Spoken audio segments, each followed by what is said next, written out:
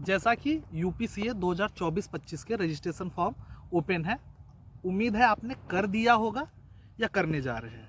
लेकिन कुछ क्वेश्चंस आए तो उस पर मैंने पहले भी वीडियो बनाया था, लेकिन मैंने एक बार फिर सोचा कि इस पर बनाकर आपको क्लैरिफाई कर दूं एक चीज़, कि जैसे कुछ प्लेयर्स ऐसे हैं कि जो कहीं और प्रैक्टिस करते हैं और जहाँ प्रैक्टिस करते हैं वहीं से भरना चाहते हैं। जैसे आज सपोज कीजिए आप वाराणसी से हैं, आप इस समय लखनऊ से प्रैक्टिस कर रहे हैं या मेरठ से प्रैक्टिस कर रहे हैं, तो आप लखनऊ या मेरठ से फॉर्म ऑनलाइन करना चाहते हैं, तो उसमें एड्रेस चेंज करके, अगर आपके आधार में एड्रेस चेंज है, एड्रेस प्रूफ करके आप फॉर्म भर सकते हैं।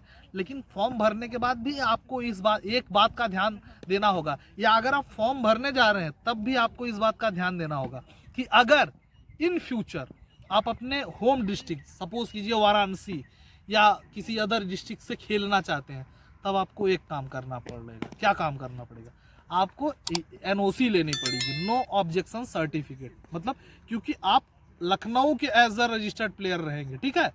तो अब अगर वाराणसी आप खेलने जाएंगे, पहले तो ऑफलाइन होता था तो सभी प्लेयर्स दो दो डिस्ट्रिक्ट से भर देते थे, अगली बार वो डिस्ट्रिक्ट नहीं पसंद आई तो अपने डिस्ट्रिक्ट से खेल देते थे, क्योंकि ऑफलाइन था इसलिए डाटा चेक नहीं होता था।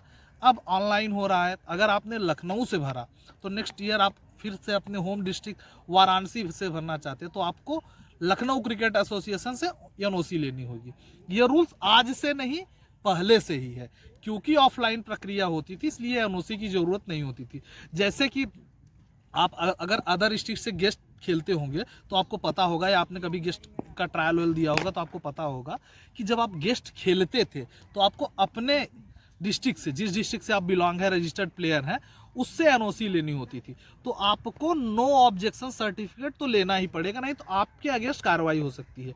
क्यों कार्रवाई हो सकती है? क्योंकि आप दूसरे डिस्ट्रिक्ट के एज अ रजिस्टर्ड प्लेयर हैं। मतलब आप एक तरीके से कह सकते हैं कि आप उनके कॉन्ट्रैक्ट में बंधे हुए हैं, कि आपने जो क्राइटेरिया कंप्लीट किया था उसमें एक भी एक क्राइटेरिया था कि आप जिस डिस्ट्रिक्ट क्रिकेट एसोसिएशन से के अंडर हैं तो वो आपके ऊपर कोई भी कार्रवाई कर सकती है अगर आपको कुछ फॉल्ट पाती है डॉक्यूमेंट से रिलेटेड या और इनलीगल एक्टिविटीज़ के रिलेटेड। जैसे अगर डिस्ट्रिक्ट क्रिकेट एसोसिएशन से कोई अप्रूव्ड टूर्नामेंट नहीं है या किसी टूर्नामेंट में डिस्ट्रिक्ट क्रिकेट एसोसिएशन ने बैन लगाया, अगर आप उसमें खेलते हो तो डिस्ट्रिक्ट क्रिकेट एसोसिएशन आपके ऊपर कार्रवाई कर सकती है। उम्मीद है कि जो आपके डाउट थे कि अगर आप दूसरे डिस्ट्रिक्ट से खेलना चाहते हैं या सेलेक्ट करेंगे तो वो डाउट जो है, क्योंकि आपके काफ़ी क्वेश्चंस आ रहे थे तो हमने सोचा एक वीडियो इस पर भी बना दे। एनओसी से रिलेटेड मैंने पहले भी वीडियो बनाया है, और अगर आपको ज़्यादा क्लियर देखना है तो वो देख सकते हैं आप। और अगर कोई और डाउट हो आपको तो कमेंट सेक्शन खुला हुआ है, वहाँ आप डाउट अपने हमसे क्लियर करा सकते हैं। जो भी आपका डाउट होगा हम क्लियर करने की कोशिश करेंगे। अगर आपको लगता है कि यहाँ डाउट नहीं क्लियर करने लायक है तो इंस्टाग्राम का लिंक खुला हुआ है, डिस्क्रिप्शन में है, वहाँ ज़रूर आपको मैसेज करें, आप हमें मैसेज करें, रिप्लाई ज़रूर मिलेगा।